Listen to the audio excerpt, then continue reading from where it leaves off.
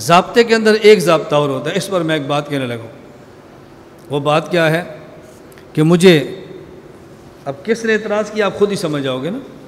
ہمارا عقیدہ ہے کہ نبی کریم صلی اللہ علیہ وسلم مدینہ منورہ میں ہے، اللہ ہر جگہ پر ہے، اور بعضوں کا عقیدہ نہیں اللہ کے نبی ہر جگہ پر ہے۔ تو انہوں نے ایک دلیل پیش کی اللہ کے نبی کے ہر جگہ ہونے پر صلی اللہ علیہ وسلم۔ کہا جی صحیح بخاری میں ہے کہ جب قبر میں مردے کو دفن کرتے ہیں تو فرشتہ پوچھتا ہے من ربک، تیرا رب کون ہے؟ جو کہتا ہے ربی اللہ۔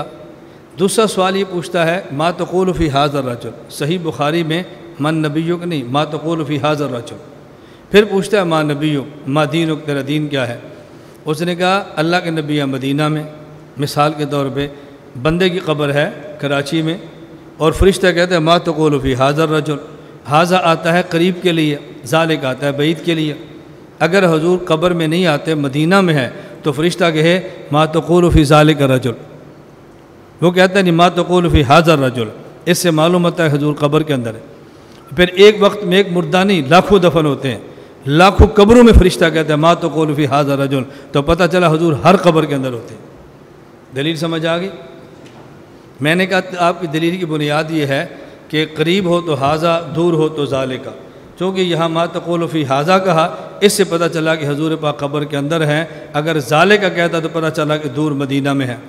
میں نے کہا قرآن کریم میں ہے ابراہیم علیہ السلام نے جب مشرکین کی تردید کی، جو ستارے چاند اور سورج کو پوچھتے تھے، فلما جن علیہ اللیل رأى کوکبا قال ھذا ربی، یہ رب ہے میرا۔ ابراہیم علیہ السلام جس طرز میں بات کریں وہ طرز سمجھو، پھر اشکال پیدا نہیں ہوگا۔ فرمایا یہ رب ہے، یہ میرا رب ہے، اب سوال نہیں ہو رہا نا۔ اور جب یہ ترجمہ کرو گے نا فلما جن علیہ اللیل، جب رات چھا گئی پھر ستارے کو دیکھا، فرمایا ھذا ربی، یہ میرا رب ہے۔ اب آپ کو سوال کرنا پڑے گا کہ جھوٹ ہے، پھر جواب دینا پڑے گا کہ مطلب کیا ہے۔ ترجمہ ایسا کرو سوال پیدا ہی نہ ہو۔ جب رات چھا گئی اور ستاروں کو دیکھا تو کیا فرمایا؟ ترجمہ کرو کیا فرمایا؟ یہ رب ہے۔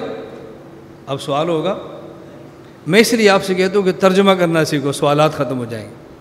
اب ترجمہ ایسا کہ جب سوالات پیدا ہو جاتے ہیں، پھر میں ایک جملہ کہتا ہوں تو پھر آپ نے کہنا اپنی تعریفیں کرتے ہیں۔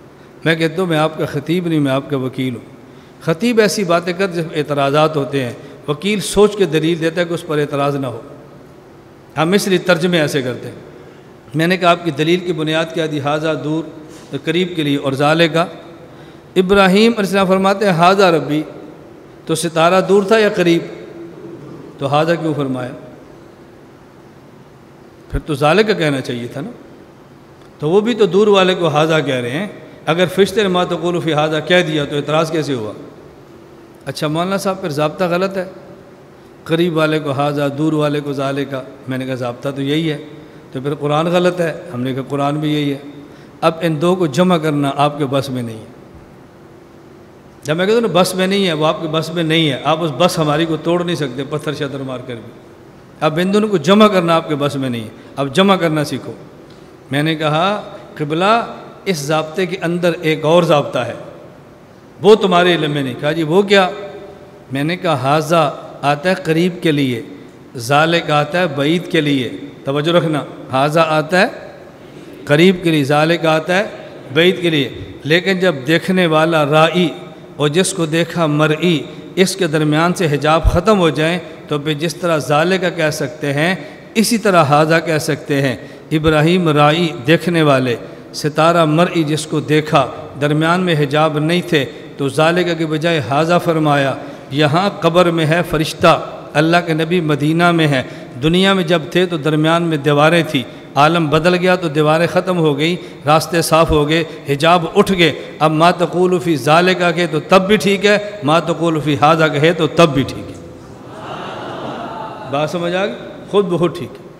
اللہ میں بات سمجھنے کی توفیق عطا فرمائے، باقی پھر کبھی سے